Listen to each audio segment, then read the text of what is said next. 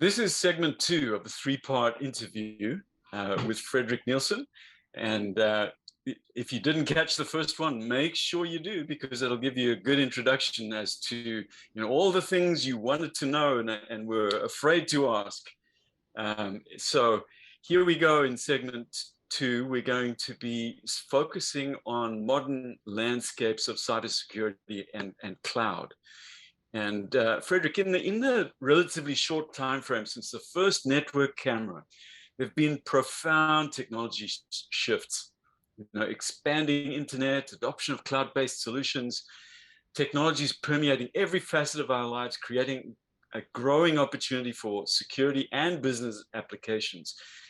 How do you deal with things like data provenance? Essentially, understanding where data comes from, how it's collected, how it can be used, because obviously analytics and AI rely on the data, and those things are quite important for them.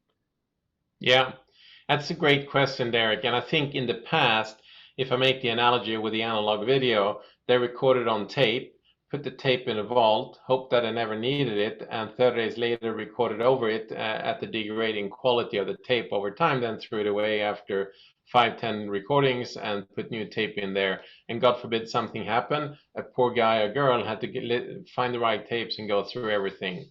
And without being too critical of our own industry, I think the same behavior is still happening to a large extent, where video is being recorded and just overwritten more and more.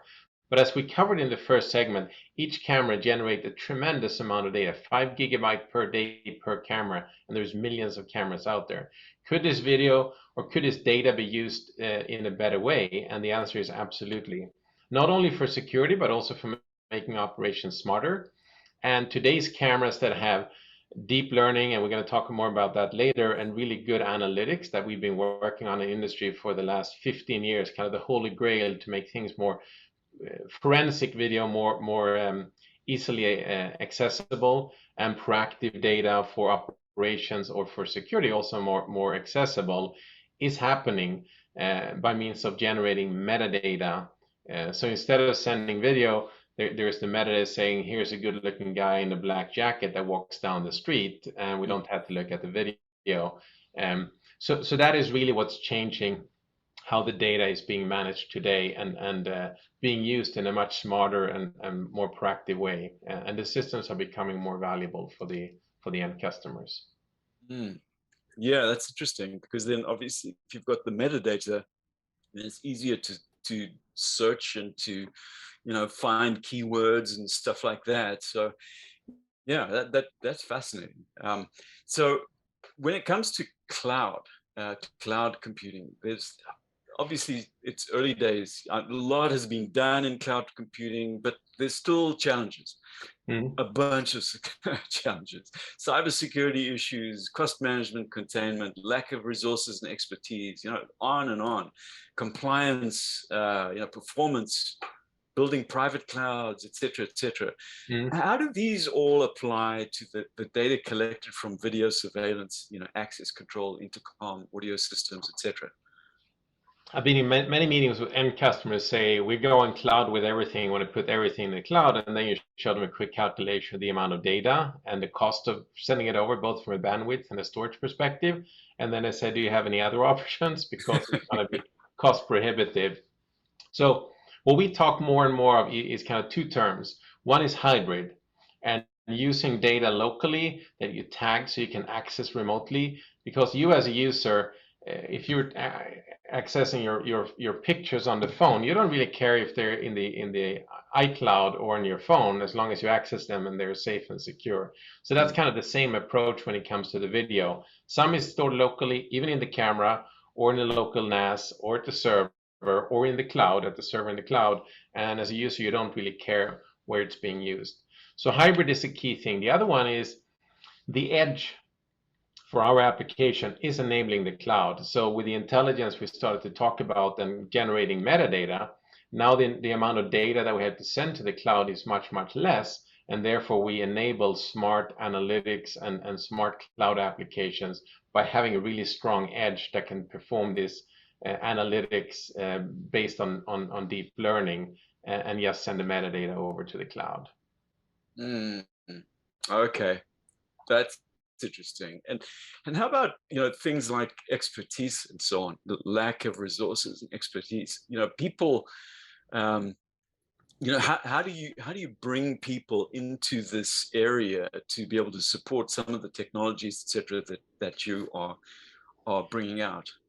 So it's interesting with the advent of the IP camera we covered last time, that we invented the first 25 years ago, and everyone is doing them, came the theory or expectation or fear maybe that the IT departments would move in and take over the security department, because now everything is based on the IP network using switches and servers.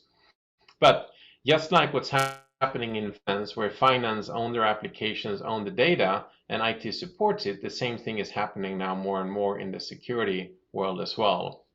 So, and I think collaboration is talk about lack of knowledge and lack of resources. The security departments have tremendous knowledge about how to run a secure operations, while IT is having tremendous knowledge how to run an efficient and cyber secure IT network. And there's still many instances where those departments are meeting and starting to work together, because security used to be more part of the facilities and kind of little siloed in some organization, not in a bad way, but that's how they want to keep it.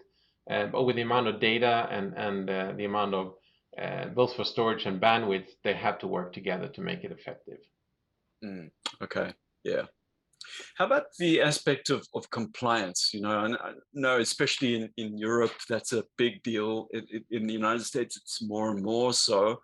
California, various places like that have brought out all sorts of laws and regulations related to where your data can be and who can see it and all those kinds of things. And, with the cloud, there's all those constraints that need to come into play as well.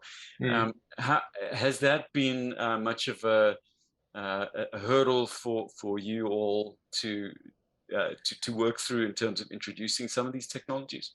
Yeah, I think it is. Compliance is super important, and privacy is super important, and something that you need to have some overarching body that puts some rules in place. It doesn't get too crazy or too much of a big brother, right?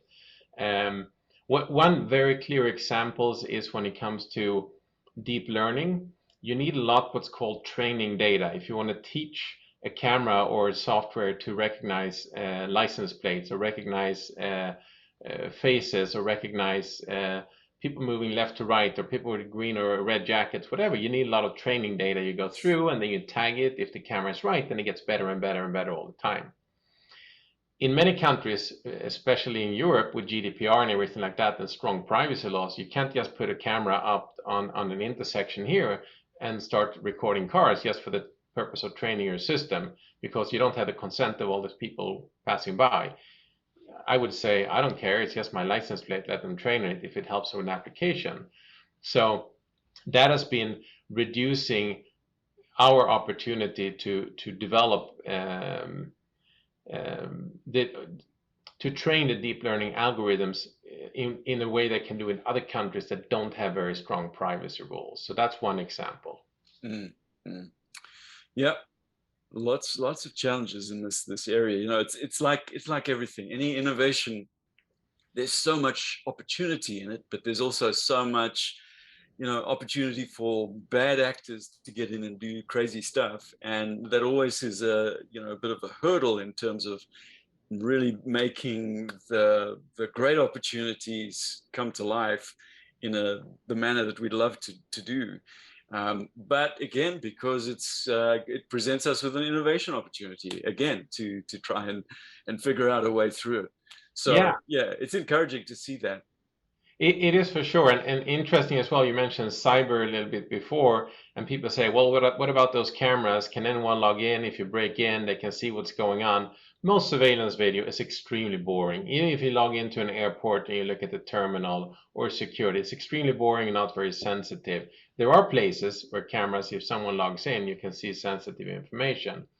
But the bigger thing when it comes to the cyber is the number of devices, the number of cameras. We mentioned it as well, the 100 million, more and more of them being networked.